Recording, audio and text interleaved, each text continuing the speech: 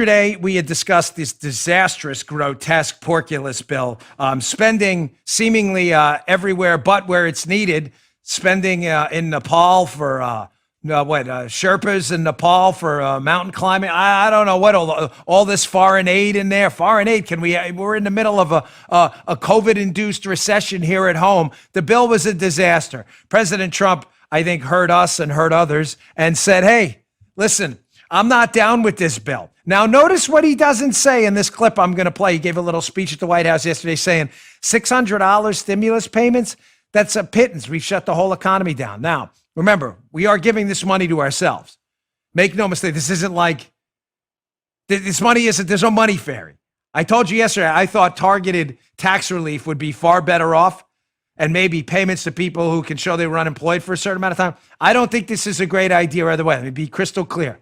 My principles matter. I don't care who says what. But if you're going to give people checks, $600 isn't going to do much difference in the middle of a government-induced shutdown nationwide. So here's President Trump talking about all the pork in the bill, and he starts out here just nailing some of the disastrous things in this porculus package. Check this out. $7 million for reef fish management, $25 million to combat Asian carp, $2.5 million to count the number of amberjack fish in the Gulf of Mexico, a provision to promote the breeding of fish in federal hatcheries, $3 million in poultry production technology, $2 million to research the impact of down trees, $566 million for construction projects at the FBI.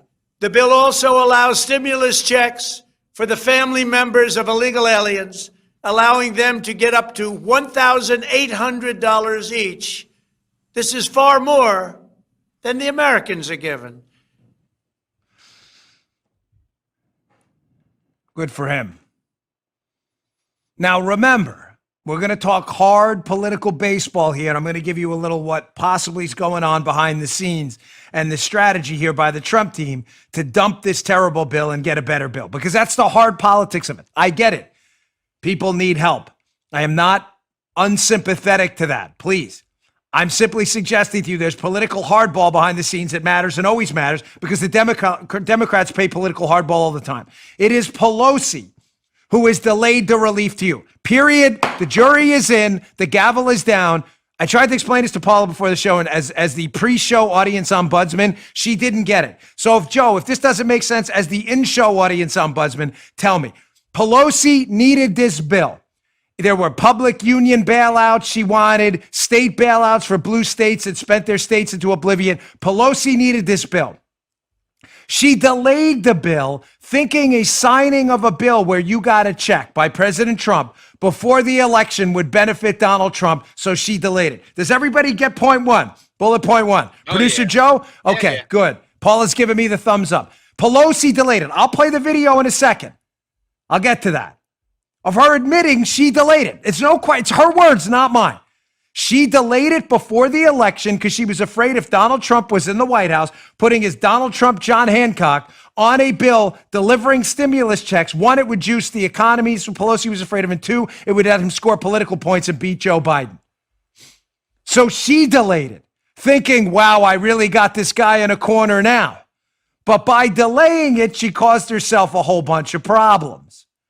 Because now that she thinks Biden won, and like I said, I'm not conceding anything until I hear all the evidence here at all.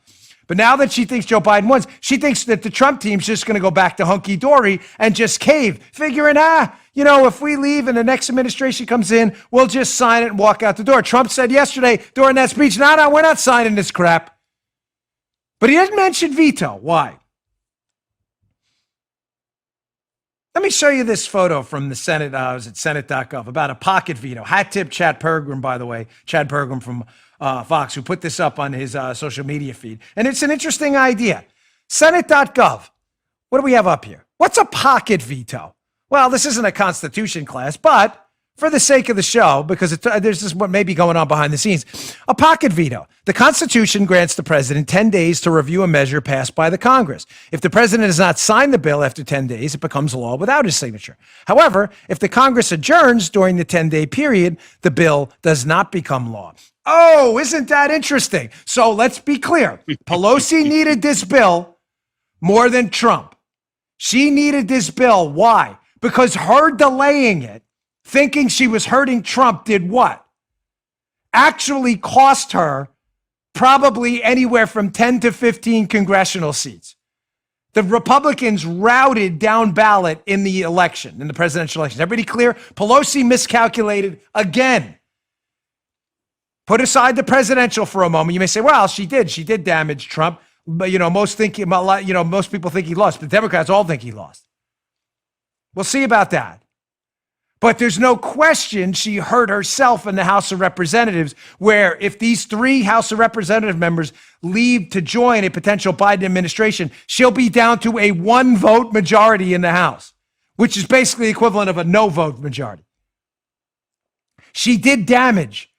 To clean this mess up now, she needs this bill to pass. So the delay actually hurt her because she thought Trump was going to roll over. Now he hasn't rolled over. What is a pocket veto? What does it have to do with this? Well, ladies and gentlemen, the current House, the 116th Congress, their terms expire January 3rd. So if Donald Trump does nothing with this bill at all, and it doesn't get to his desk essentially by today, then all President Trump has to do is nothing. He doesn't have to veto it. The bill dies because it would become law in 10 days if he does nothing. I'm telling you, he could do nothing. It'd become law. The problem is in 10 days, the Congress is out. They would have to do some concurrent resolution and refile this thing. Point being, the media narrative. Here's the media narrative. I know it's a little confusing. Remember, just keep in mind, number one, Pelosi needs this thing to pass. She thought delaying it would put Trump in a corner. What she effectively did is put herself in a corner. She delayed it so long that now she had this Trump has this pocket veto as a weapon because the Congress, after today, only has 10 days left.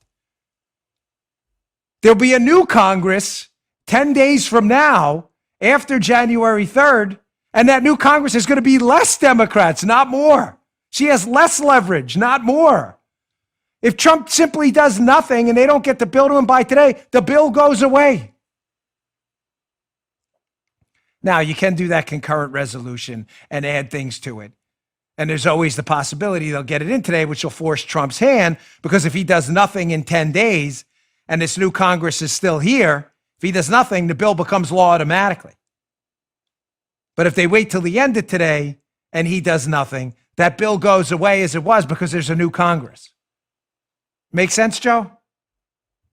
Yeah, man. Yeah. You sure? You don't sound too confident. I'm I want sure. that.